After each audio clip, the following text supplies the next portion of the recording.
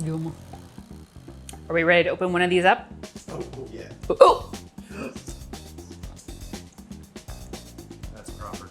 This biscuit needs a little bit of homemade raspberry jam.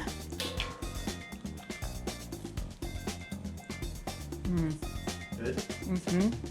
Welcome to my kitchen. Today we're going to be making biscuits. If you want to cook along with me, you'll need to do a little bit of prep ahead of time. Freeze 3/4 cup of butter, and then let's get started.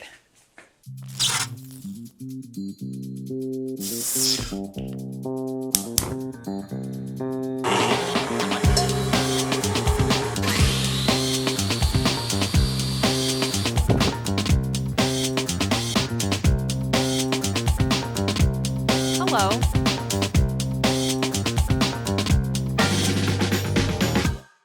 Okay, to get started, we're going to need 3 cups of my flour blend.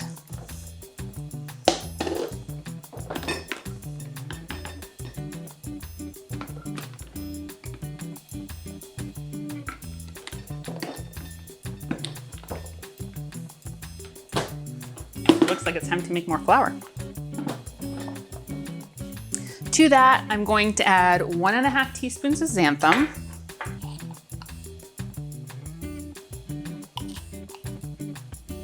And if you are using salt, this would be the place to add it, about 1/2 teaspoon.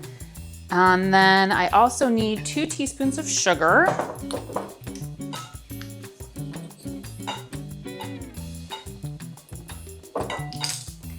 And 2 tablespoons plus 1 teaspoon of baking powder.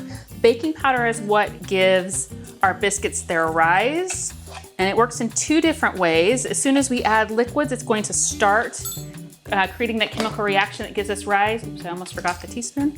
And then once it hits the oven, it's going to continue to make the rise. I'm just gonna use my pastry blender to kind of stir all those around and mix them up.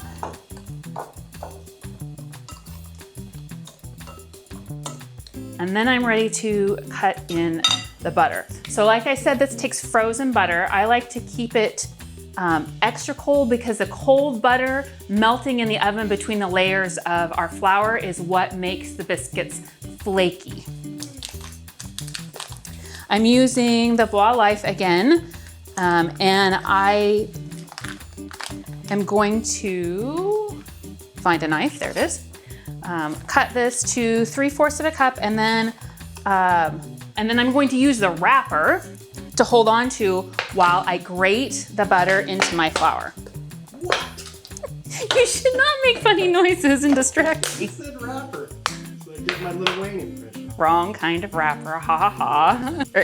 I am using the wrapper with a W not to grate my butter into the flour.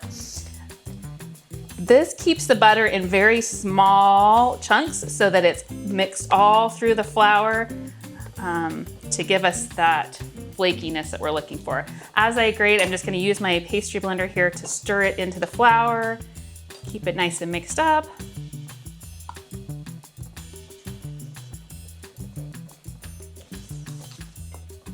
This step is a little extra, but the results are absolutely worth it. All right, it's getting small enough that I can't hold on to it anymore. When you're thinking substitutions, any other butter that is solid at room temperature would work. You wanna try to avoid ones that are unfortunately the less saturated. So like my favorite oat butter that comes in a tub wouldn't work here because it melts at too low of a temperature.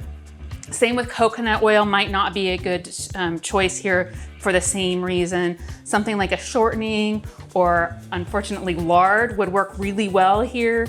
Okay, all of my butter is grated. Make sure it gets down in my bowl here. And I'm just gonna continue to use my pastry blender to cut in the butter. If you don't have a pastry blender, no big deal. You can use 2 knives. I'm gonna switch over and show you what that looks like. You would just literally cut across the butter and flour until it's all mixed in.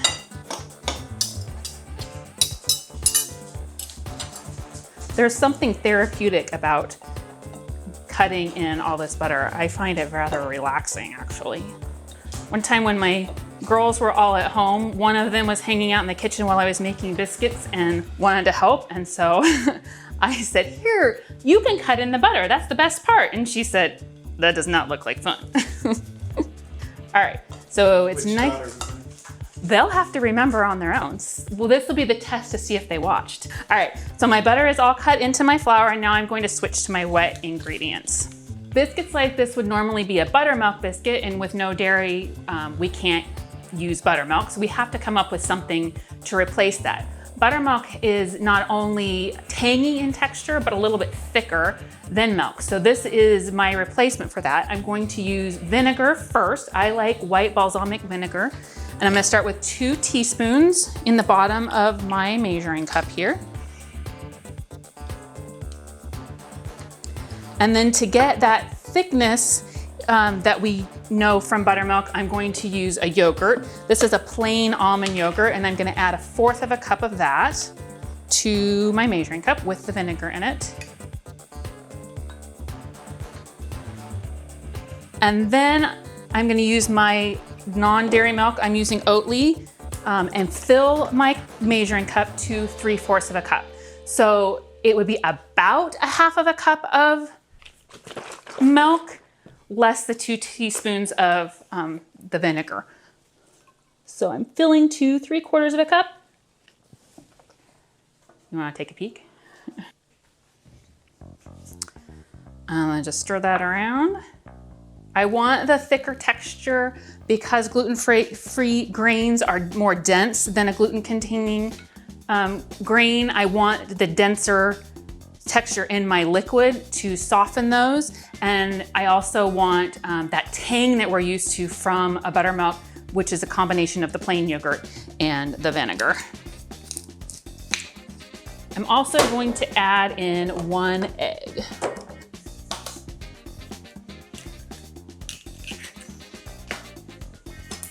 Give that a quick stir till my egg is splashing all over my counter.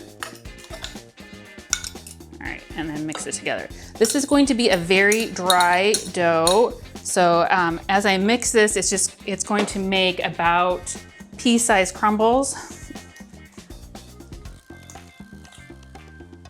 So I just want to get as close to everything moistened as I can.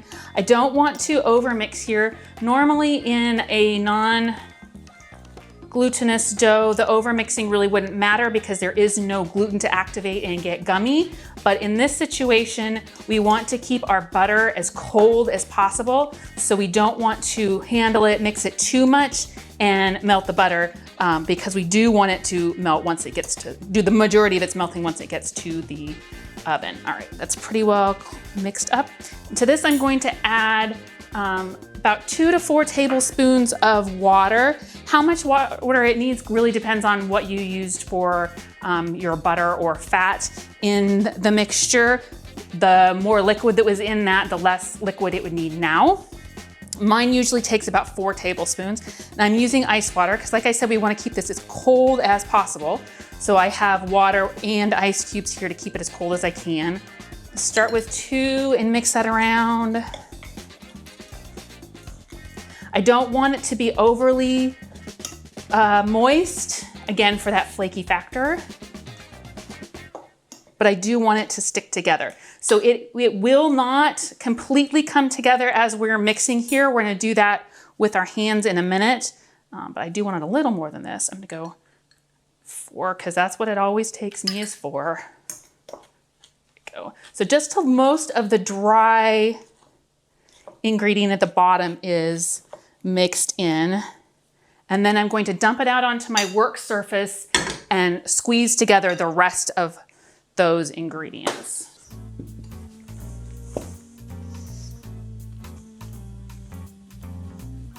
I'm just gonna press this together until it forms. And I'm gonna pat it out till it's about the height of my cutter here.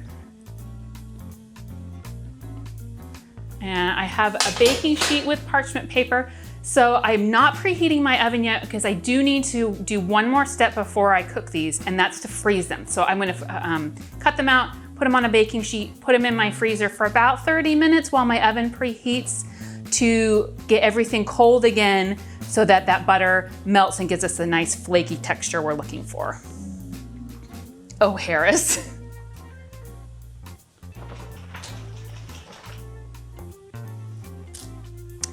And I'm using about a 3-inch size biscuit cutter here. That should give me about 9 biscuits out of this batch.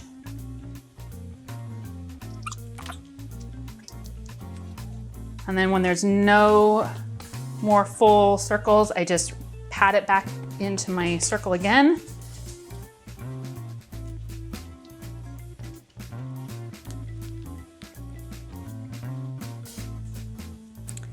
And then the last one, I usually kind of cheater and just press it down into my cutter.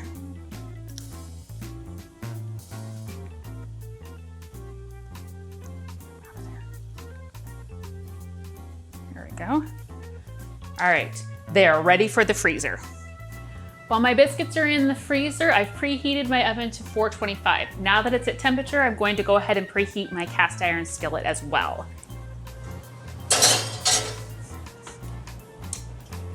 It only needs about 10 minutes to preheat. While it's preheating, I'm going to go ahead and melt about 2 tablespoons of my butter to brush over the top of my biscuits and grab my biscuits out of the freezer.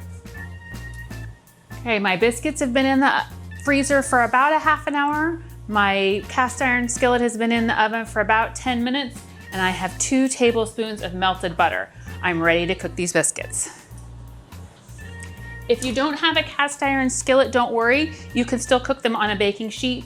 The benefit of the cast iron skillet is because it's got such a heavy bottom and we've heated it, the bottoms of our biscuits are going to crisp up a little more than the tops will to give them a little more texture, maybe so that they hold a little more butter.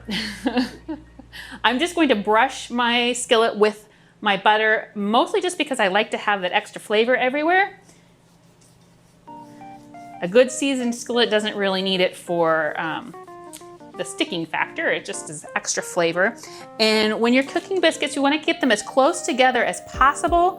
It helps with the rise. So whether they're in the cast iron skillet or on a baking sheet, close together is best.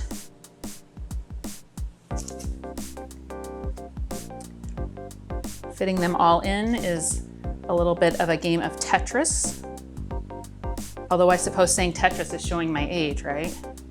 Kids love Tetris still. Really? Oh, It's still popular? All right, and I'm just gonna brush the tops of my biscuits with my melted butter.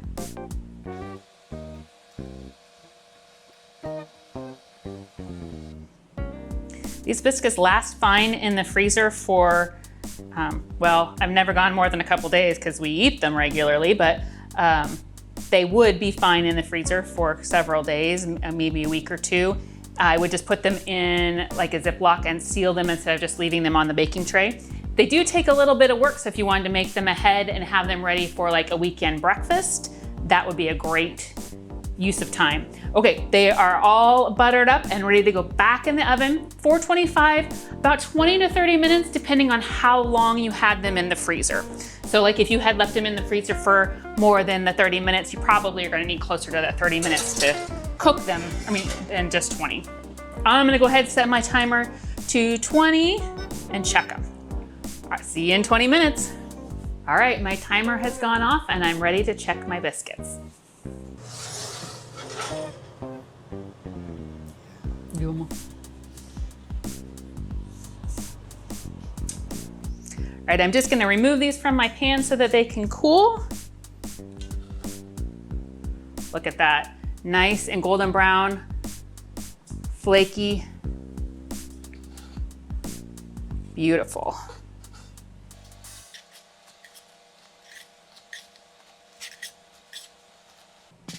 Are we ready to open one of these up? Oh yeah. Oh!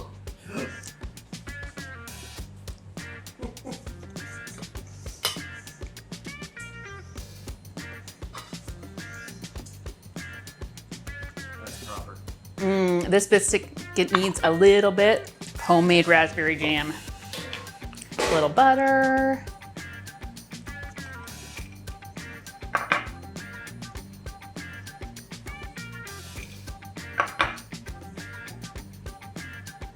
Yum. Okay. The moment of truth. Good. Mm-hmm. Your turn. Dripping butter on my fingers. Yum. I might as well eat this one. Can't let it go to waste. Don't forget to subscribe. See you next time.